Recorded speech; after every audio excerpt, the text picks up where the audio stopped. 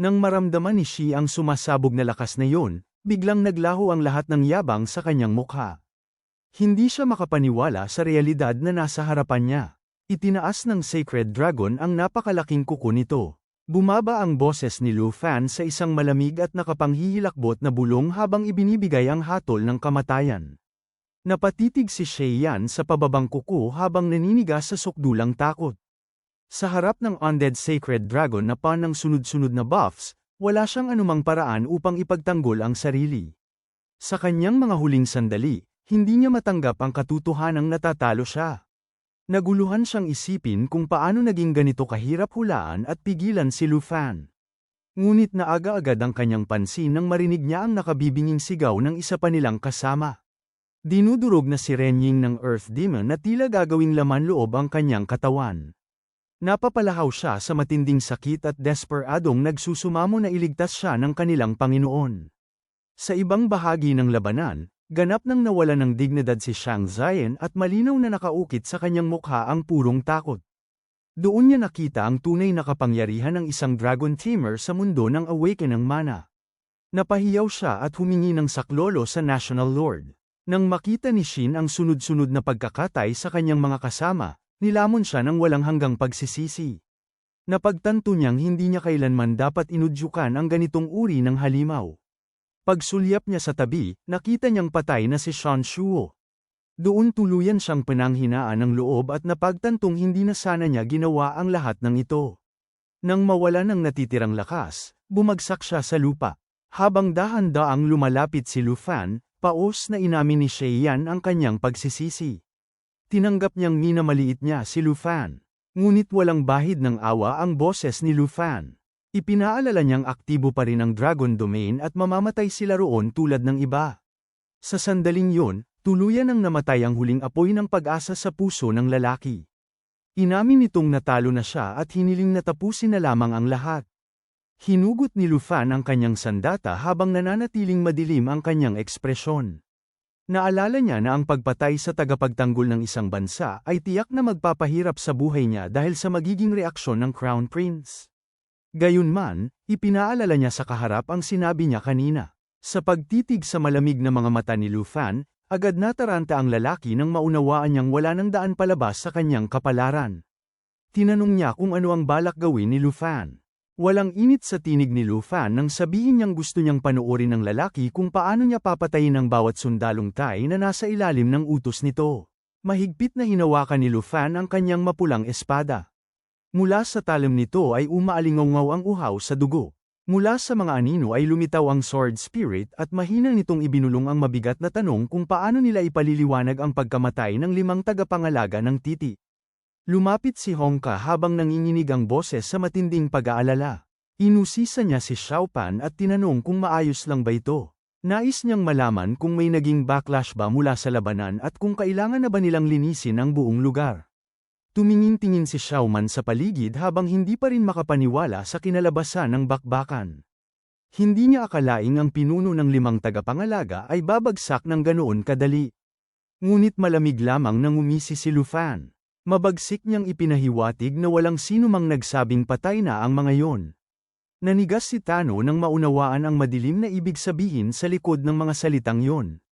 Nagulat siya at naisip ang nakakatakot na posibilidad bago pa man niya matapos ang iniisip. Sa sandaling yun, isang dagandong ng dragon ang sumira sa katahimikan.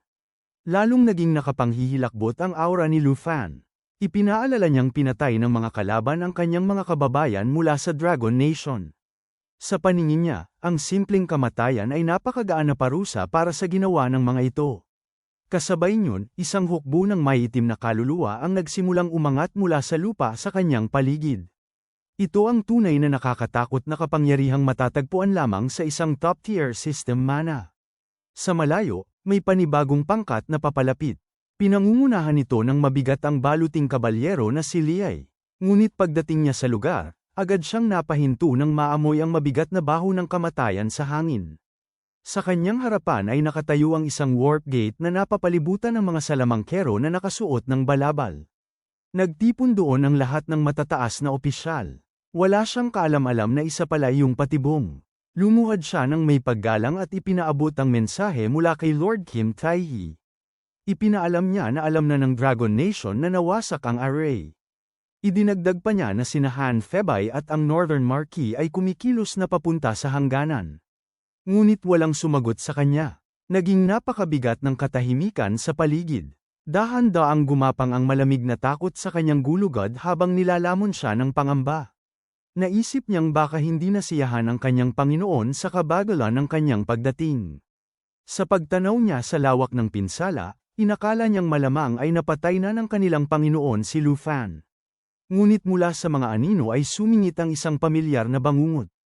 Malamig na tinanong ng tinig kung sino ang nagbigay sa kanila ng lakas ng loob upang magtaas ng kamay laban sa Dragon Nation. Si Lu Fan yun. Napahiyaw si Li Tai sa pagkabigla nang makitang buhay pa si Lu Fan. Agad siyang sumugod upang umatake, ngunit sa isang kisap mata ay naharang ang kanyang atake. Mabilis na iniutos ni Lu Fan na patayin siya. Sa sumunod na sandali, tumilapon si Li Tai na parang basahang manika. Nagkanya-kanya ng takbo ang kanyang mga opisyal na parang mga langgam na nawalan ng pugad. Napasigaw sila sa takot habang tinatawag ang kanilang commander. Ngunit naharang ang landas nila ng isang maitim na mamamana. Iyon si Lord Titan na nakatayo roon na parang rebulto ng kamatayan. Mabilis na nilapitan ng mga opisyal si Lord Kim at puno ng pag-aalala nilang sinuri kung nasugatan ba ito. Ngunit sa isang iglap, ramagasa ang mga Gal-Ami at tumagos sa kanilang mga dibdib. Agad silang namatay at ang sigaw ng matinding paghihirap ay umalingaw-ngaw sa paligid. Nanginginig si Liay habang nakatitig sa halimaw na dati niyang kakampi. Hindi niya maunawaan kung bakit sila pinapatay ni Lord Kim. Kalmadong sumagot si Lu Fan habang inyaangat ang hood at inilalantad ang isang mukhang wala ng anumang bakas ng kaluluwa. Madilim siyang natawa at ipinahayag na ang mga iyon ay pag-aari na niya. Tinuturing na niya ang mga ito bilang kanyang tapat na mga asong sunod sa Nyeren. Nilamon ng galit si Liay sa narinig niyang yun. Hindi niya matanggap na ginawang pape ang isang tulad ni Lord Kim kahit patay na ito. Ngunit biglang bumungad sa likuran ni Lu Fan ang isang napakalaking anino na naglalabas ng napakabigat na pressure. Mapanlait na tumawa si Lu Fan at buong paghamak niyang sinabi na ang mahal nilang si Kim Tae-hee ay hindi man lang tumagal ng 2 round laban sa kanya. Kasabay nito, humataw ang undead warrior gamit ang palakol nito at agad na binasag ang depensa ni Liay. Tumingin si Lu Fan pababa sa kanya at malamig na tinanong kung saan ito nakuha ang kapal ng mukhang isipin na kaya siyang labanan. Wasak na ang katawan at wala nang natitirang lakas si Li Tai kaya lupaypay itong bumagsak. Hiniling na lamang niya na patayin na siya. Ngunit bago pa niya matapos ang sasabihin, pumulupot ang mga Gal-Ami sa kanyang leeg at ibinitin siya sa ere. Wala siyang nagawa kundi magsabit at humingle habang nakalutang ng walang kalaban-laban.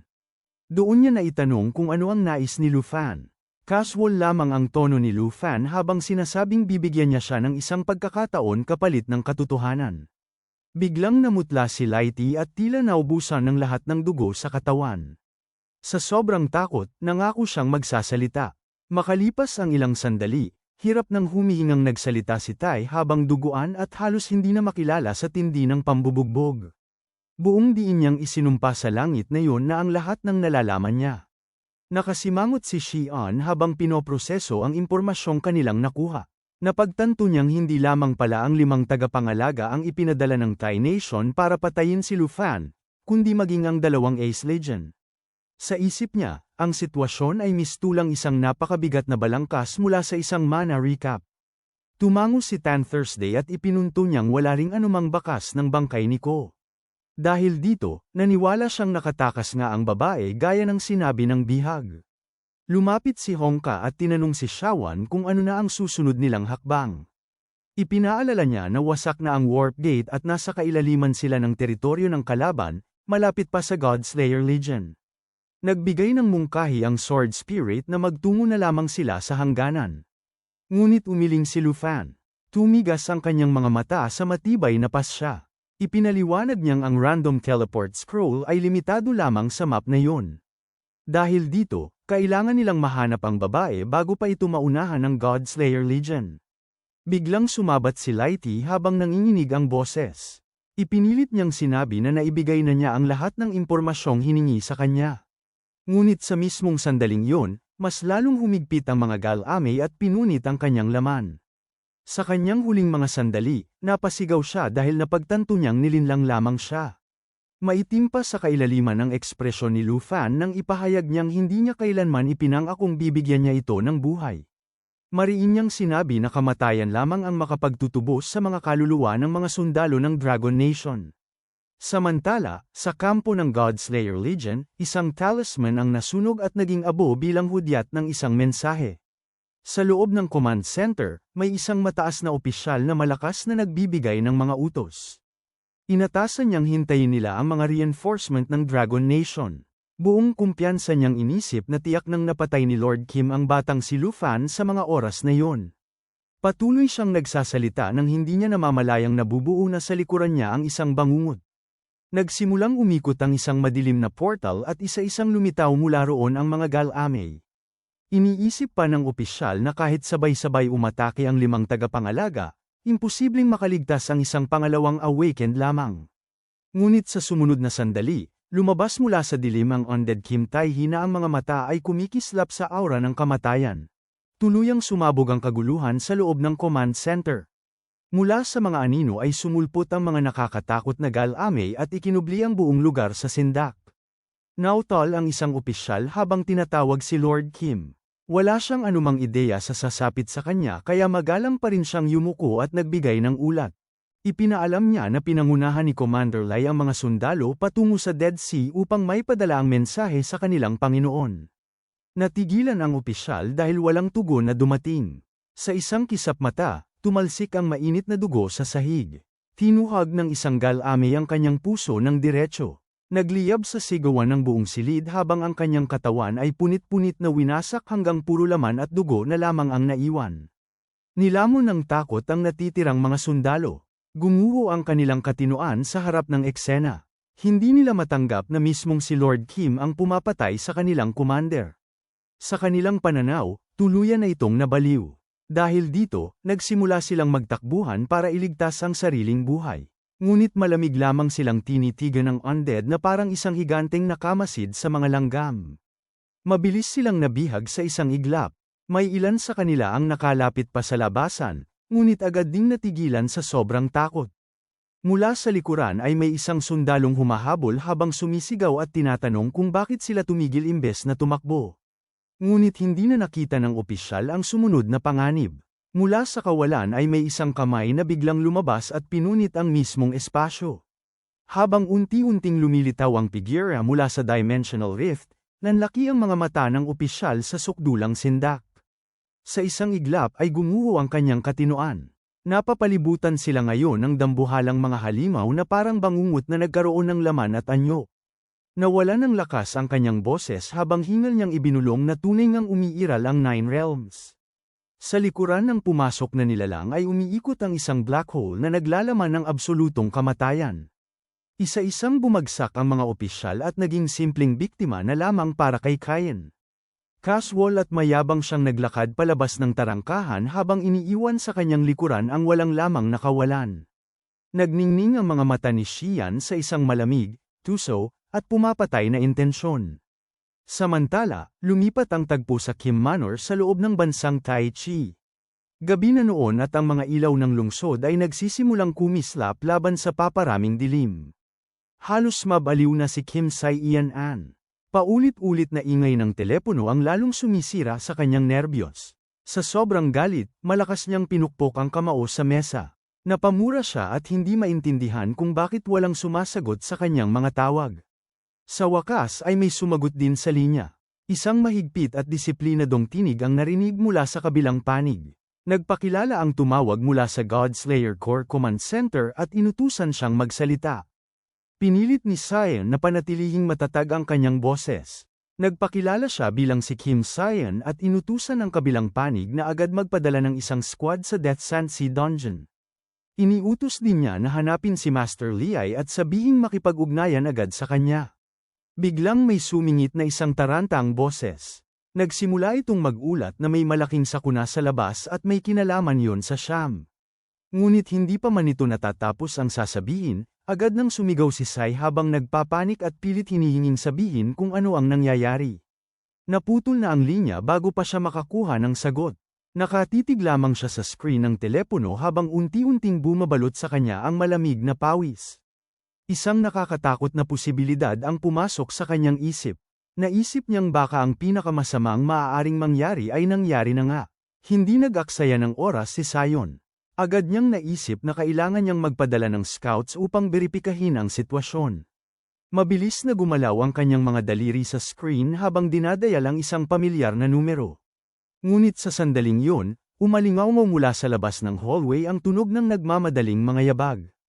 Sinipal ng kanyang assistant ang pinto at walang hingal na pumasok sa silid. Agad siyang nagulat ng emerhensya kay Director Kim. Ipinahayag niya na nabigo ang Godslayer Corps na harangin ang puwersa ng Long Nation. Idinagdag pa niya na may isang top-tier expert na sumisira sa barrier at puwersahang pumapasok sa Godbone Forest. Hanggang dito na lang muna mga bossing. Kung gusto mong subaybayan ang kwentong ito, mag-like, comment, at subscribe at i-hit mo na rin ang notification bell para ikaw ang unang makapanood pag may bago tayong upload. Kita-kits sa susunod mga boss.